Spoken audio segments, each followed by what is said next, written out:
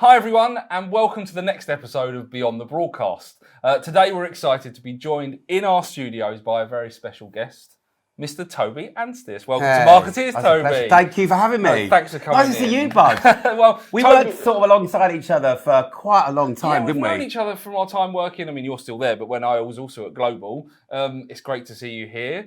And we're going to chat today about our love of radio, basically, and how great radio is. For those of you that don't know, I've got a bit about you here, Toby. Oh, God. For those of you that don't know Toby, okay, he is without doubt one of the UK's best-loved broadcasters. Some of you may not know this, but his career actually started in TV, where he presented everything from BBC One's Broom Cupboard to co-hosting Children in Need. He even had a stint on Series 6 of I'm a Celebrity, Get Me Out of Here. Yeah. But I believe radio was always the dream. I'm first in, first out on that. And in 2001, wishes came true and you became host of on Heart Radio. And following a stint on the morning show, I say a stint, you were there. And went on a bit, didn't it? It went on a bit. It did drag. Mid-mornings for 17 years. Helped taking the listening figures north of 4 million listeners, which is just incredible. And then, more recently, I believe in 2019, you helped launch the brand new station Heart Dance and have fronted the breakfast show ever since, which also on a Friday night airs on Heart nationally. And last year you went to Ibiza to the iconic Cafe Mambo and did a live massive Heart Dance session. You've done it all. You've absolutely done it all, Toby. And thank you again for coming in and having a chat with us. It's an absolute pleasure. It really is. I guess I should probably start by asking though. Why did you want to get into it? Why media? Why did you want that career? Why did you want that career? Well, it wasn't me. I mean, it was radio, and that was specifically what I always wanted. But I mean, that whole I love music so much. I've loved for as long as I can remember that sort of what it imparts on people, that joy, emotion, the way it moves people, the way it picks people up and stuff. In all sorts of scenarios. And I remember, being 9 or 10 and my mum and dad allowing me to play records just for the first 15 minutes of their dinner parties that they would have. On a cassette tape. And all their friends, I don't know, there was a record player. Oh, blimey, okay. It was earlier. A garage record player. No, I don't even had a cassette at that time. No, so they would let me play records. I mean, they weren't mine. I was only 9. They were my dad's, he was really into jazz. But even at the start of that, even people come and say, oh, let's have a little jig around to the tunes. Even from those early stages, I could see what music did to people. And then to be able to do that and amplify that on a big level and share your passion for music and happiness with so many people, that's really what drew me into it. And you now do it on a huge level. So working for Global, again, for those that don't know, Global isn't just Heart, it's Capital, it's Radio X, Smooth, LBC. It's a giant. It is a giant. It's a media mogul. The latest radio figures, they had their biggest ever audience reach, Global. Global have done fantastically well. They're brilliant. Why do you think then, I mean, you mentioned the passion for music, but why is radio so important? And you mentioned to me just before we started this, you started in hospital radio. So it's not just the nationals, it's all radio. Why is it important? Well, and you mentioned there, just to pick up on what you say there about, it's a one-on-one medium, isn't it?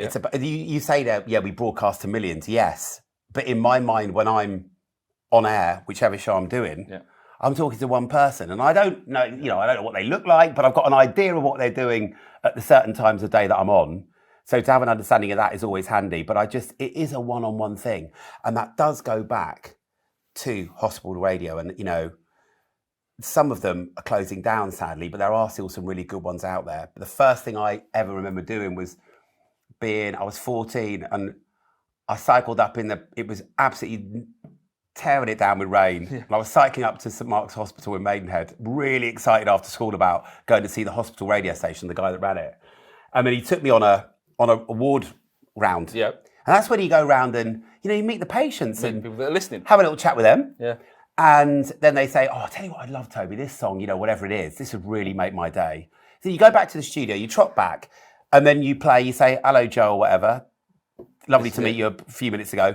That song you want, here it is. I hope it really makes your day. And now that is one-on-one. And so we take that whole concept of radio and it stays the same. Doesn't matter how, I still feel like that now. I think for me, it's exactly the same. Like you say, from hospital radio to national radio, it's if you give someone an emotional feeling by listening, personal, emotional thing, whether it's something you said, a caller said, or anything. They just connect with it. That's that's what I love about but exactly, and that's the pure joy of it. I feel very lucky. I'm really honoured to do this job, and I pinch myself, and I mean it. I'm not just being disingenuous. Yeah. I pinch myself every time I'm on, going, this is just the best bloody thing ever. So you've done it for years, then. How have I got away with it? Well, I don't know. But you tell me. What's changed? How much has changed since when you first started to how radio is now? What, the radio? Well, God, I started Heart 2001. Yeah. When you were just in nappies, mate. 2001. Well, I remember people were still faxing requests. What, you had a fax machine in the studio? There was a fax machine on the bridge in where Heart used to be in Notting Hill before we moved in with Global in Leicester Square. And there was a fax machine. And so that's how people would get their requests to you. They wouldn't phone. There was no other way. There was no social media. Yeah, it's all like voice notes they can leave. And people wouldn't text in either. There weren't text platforms in radio studios. It was that. So read a letter out. So, I guess. So that's checked. Obviously, that's one big thing. Yeah. But obviously, the platforms, the number of platforms you can listen on is brilliant. This explosion of digital technology. Yeah, completely. Whether you listen to Heart or whatever on the global player, which has got all the stations on, or you just ask Alexa to play it. Yeah. And of course, it's so visual now. That's the thing. Cameras in all the studios. Yeah. Like this. Well, exactly. In some ways, this would have years ago just been an audio chat. Yeah. It's the visualization. I remember when I was producing Heart, it was don't just think about what's coming out the speakers, but what can we also use for Facebook or for YouTube or on Twitter or whatever it's going to be. He's a legendary producer, ladies and gentlemen. Right? He produced the legend Martin and Sue on Essex, Heart Essex for a long, long time. For a while. Well done for that. You deserve a lot of plaudits for that, dude. Keeping those two on the straight and narrow. What's your favourite thing about being on the radio? Everything about it, from driving the desk. Yeah. I'm a right old geek. I think a lot of us are in radio. You do drive. I'm going to say you do drive the desk. Oh, I wouldn't do it any other way. A tech op that does it for them, but you know. Well, there are some shows which whether it might be speech radio or a busy breakfast show where some people might rather just take that out of the mix so they can really focus on what they do. I mean, my own personal thing is that.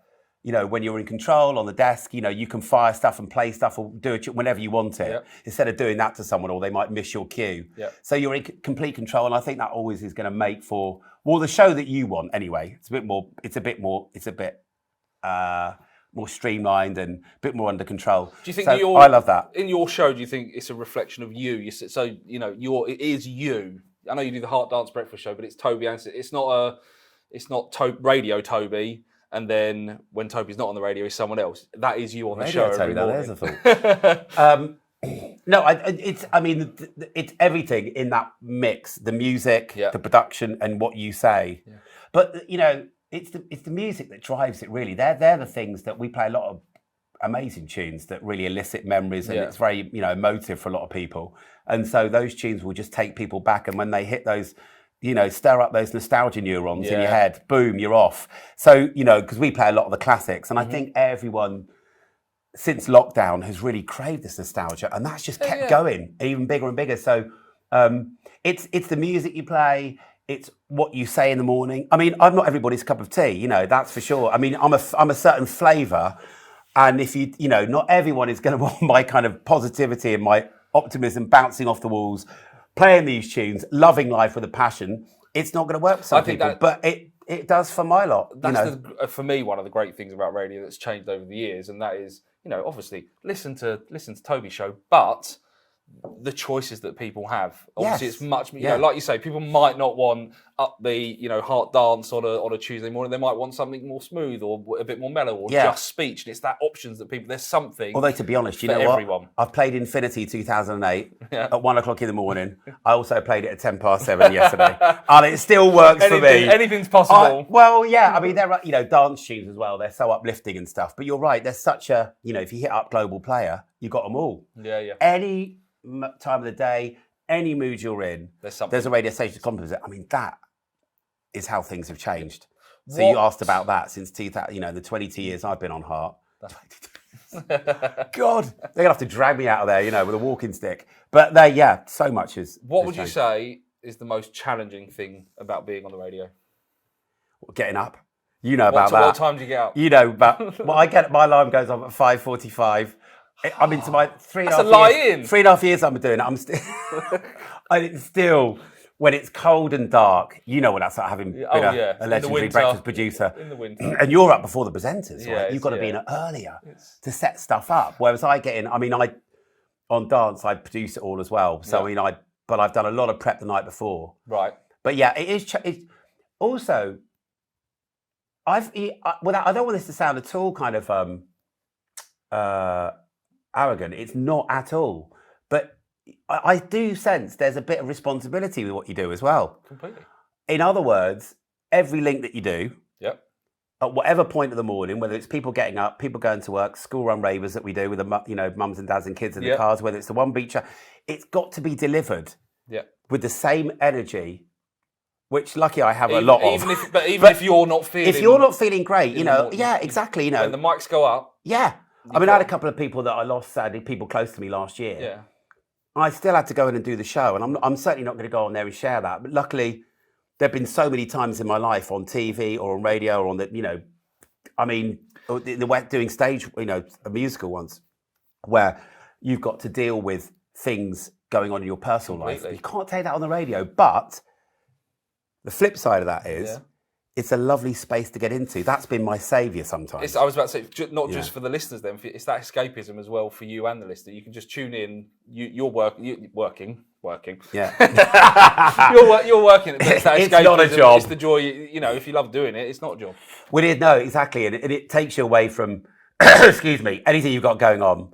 You can go into your zone. Yeah. You and your listener and your music. And that's a lovely comfort zone to be in. Yeah, absolutely. And it's got me through a lot of difficult times. So that's one of the challenging things. But it's those challenges have been thrown down so much in 30 years. It's not, you get used to, enough has happened that it's probably not many things that I've had to get through. You've done loads, and I know, right? I know, for example, I know you, I'm going to go on to, I want to know who the best person you've met or interviewed is. Now, I know you've, Bruno Mars, because I was there when you did that. You were there for that, under the bridge. That was amazing. Wasn't that a great gig? And he's a top fella Robbie as well. Williams, I know, I think Robbie, a few times. But who would you say, who's the best person you've met or interviewed? Gosh.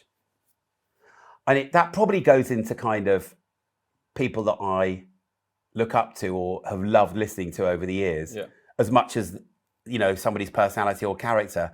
So, Janet Jackson was pretty epic. Cool. Janet Jackson. That's amazing. Being a fan of Michael Jackson, and obviously Janet Jackson, the Control album, all that, growing up, hearing that, to meet her years on, I was pretty starstruck. Yeah, I don't quite know how I got through that interview without kind of messing up, which I probably did on a couple of occasions. Yeah.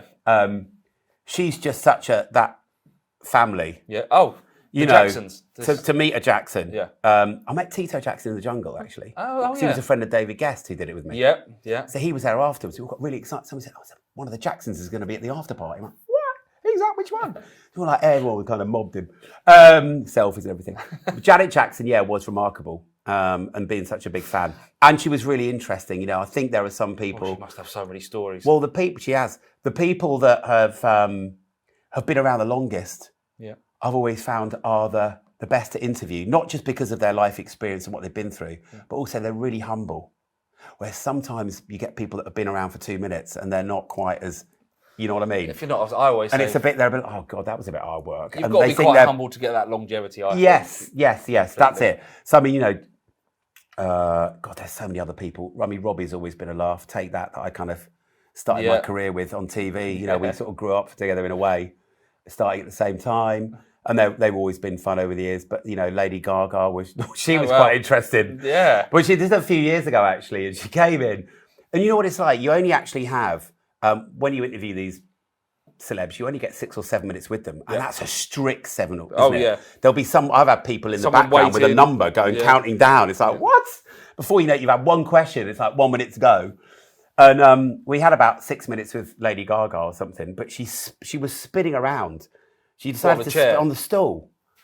So you only saw her for half the time because she was half the time she had her back of her head. And she joined in and started spinning around. I should have done that. But that was quite an awkward one. But she's still interesting and incredible artist to meet, and that was good going back a little bit. And she's probably and with it and then within the radio industry or broadcast industry, yeah, who would you say were your idols that you sort of looked up to perhaps before you started? Oh God. I mean, you've probably worked with them now. If I say ooh, you're going to go who? No. No, I'm joking. Ooh. Ooh. Ooh. It's a jingle. Oh no, Gary Davis. Oh no, no, you're too young. I'm too young. Too young. I think this is it. How old are you? No, we won't go into ages. 21, No, obviously. 21. No, but the first person I ever, and this is one of the things that sort of cemented my whole aspiration to be on the radio, was seeing Gary Davis, right, who's been doing great stuff on radio too. I saw him when we were like sort of 12 or 13. Mum and Dad took me on holiday in Devon. And they always did a Radio on Road show on the Hoe, live from the Hoe in Plymouth. And it was a beautiful day, and Mum and Dad took us there. And me and my sister Kate were like, wow, it's a Radio on Road show. And they were the biggest things, like 20,000 people. And then Gary Davis in his, in his shorts and his T-shirt came out. Everyone went mad. And, watching that was conceptually, when you, to work out how that event gets listened to by people all over the UK in little boxes, little radios, is like mind-blowing, but also really fascinating if that's your thing, right? And seeing Gary Davis do that, I thought, how does this happen? He's on a little caravan. This has been, everyone can hear this all in the UK. It's brilliant. And it was just the way he had them in the palm of his hand. And I thought, you know what, I quite fancy doing a bit of that. But in terms, I mean, Steve Wright, Yeah, of course. Steve Wright, I don't want to sound cliched, but in terms of someone who not just had longevity, but was so unique and authentic. Yeah. He did something that no one else did. Yeah. And that, you'll know there are people I've, been amongst in the past who have tried to sound like Steve Wright, whether it's with their voice. There's only one Steve Wright. There's only one Steve Wright. But I mean, I remember being on hospital radio and trying to do like another sort of, you used to have those characters on, like the Angry Woman and all that. Yeah. And like factoids. Yeah. Used to read the facts out of Extracts. Do you remember Extracts? I do remember Extracts. Absolutely. Which was like a go-to. It was a book full of factoids, before basically. You could go on Google. Exactly. It was like the written equivalent. And so we all went there. But I think, Steve Wright and also Chris Evans, I think is still, I don't really get the chance to hear him because I'm on at the same time. But if I've been off or on holiday, I've had a little dip in. Yeah. I've got to be honest,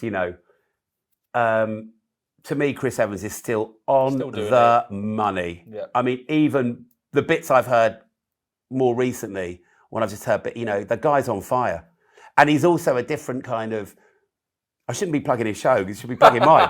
But, but hearing him growing up on Radio 1 and stuff like that, and, and he still keeps that authenticity and that real natural ability just to go on and wing it, and a lot of that will be, I'm sure there's... It seemed like he's winging it. Rehearsed spontaneity, I've heard people talk about before. But no, he'll know. But the way he talks around stuff and that buzz and that zest for life, it just makes you buzz in the morning. And, if I've got a little bit of that, then I'd be happy. And certainly I love it when I'm on. But You've got that, Toby. There's a couple of people there that those two certainly are still top of their game. Final question. Okay, I mean, you've done it for years anyway, so I don't even know if you'd say, but what advice would you give to your younger self? Buy property. It'll be worth it down the line. Stretch a little bit further. Buy an extra house, even if you don't think you got the money. Do it, because honestly, in 25 years' time, you'll realise the benefits of doing that. To myself. Yeah. Anything about, broadcast or radio or anything, would there be any advice or something that you would potentially do different or say, be prepared for this? Yeah, well, I wouldn't necessarily do anything differently. Yeah. What I would say though, to Eddie, the one thing that I've managed to do, I think it's quite important, is when you've been knocking around as long as I have. Yeah. I've worked with, at heart, 7 or 8 maybe different program controllers, right? Yeah. So you get somebody different comes in, they want to make some changes possibly, or they want you to do things differently. And I think the one thing you need to do is to listen to those people and work with them, not against them. Yeah. And that's kind of what I've done, but that's more sort of something that I've learned along the way, and it's benefited me, and it will benefit anyone going into that industry. That you just have to keep taking direction. I'm always getting better at what I do. I'm always learning. I've never done the perfect show, probably never will do. I love it as much as I did back then. Yeah. And that, you know, every time I go on, I adore what I do. And I don't want to, and I don't think that, I honestly don't think that will ever go. You can absolutely tell this chat with you just now. Honestly, you can tell your passion for radio and what it does, you know, for your listeners that you have, and for yourself, and how it just brings joy to your life and everyone's life. It clearly comes out. Yeah, well, that's radio, isn't it? It's everybody's mate essentially, and you know, I think being on in the morning when I'm on is a real treat and a real honour, because, you know, to wake people up and bring stuff to those people for the first time, whatever that chat might be or whatever that tune is a privilege. You're everyone's friend. But, well, you are. That's what you have to. You know, that's what you have to be in the morning, isn't it? Yeah. It's like, you know, back in the day, I remember listening to Chris Tarrant on Capital, but when he was off, it was like, oh no, somebody else really good might be on, but it just didn't quite feel the same. But you know, but. It's been great to chat to you and hear all your thoughts, Radio. Thank you so much for coming down to chat and be on the broadcast. It's all right. Is that it then? And then that flew by. It's gone really quick. Yeah, like I say, when you're that passionate about it, it's going to fly by. But thank you very, very much, and we'll all be listening. No, don't mention it. We'll all be listening to the breakfast show. Yeah, get Hard Dance on. Get the club classics on a Friday night. You know the score. But it's great to see you, and thank you very much. Mate. Cheers, dude. Cheers. Thank you very much. Don't forget to subscribe to our channel and like the video, and follow us at Markettiers on all the socials. This has been Beyond the Broadcast, and we are Markettiers. Beyond the Broadcast is brought to you by Markettiers, the UK's leading broadcast PR agency. We have almost 30 years' experience of producing market-leading, award-winning campaigns, generating local, regional, national and international coverage. That's on modern channels such as live streaming, mobile and social media, as well as traditional media such as TV and radio.